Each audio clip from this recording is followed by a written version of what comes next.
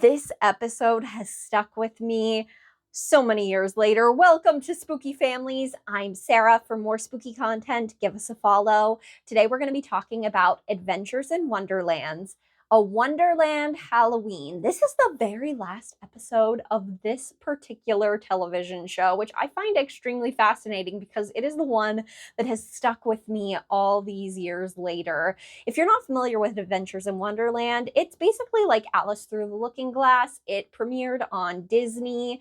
It was a show that I really loved. It was live action Alice in Wonderland in television format. They did songs, they taught lessons. It was just a really cute show. But their Halloween episode is really special. So Alice is pretty scared of Halloween and she goes through the looking glass to see her friends, and they tell stories around the campfire for Halloween.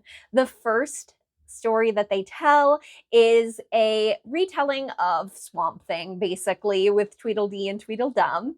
The second story that they tell around the campfire is the Phantom of the Opera with the Queen of Hearts and the White Rabbit. And the third story is the Were-Hare, which is very much like the Wolfman with the Mad Hatter and the March Hare.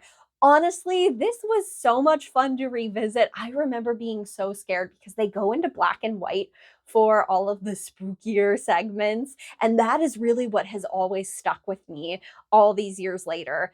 If you're not familiar with Adventures in Wonderland, it's on Disney Plus. Give it a watch. Your little kids will love it. I loved it as a child.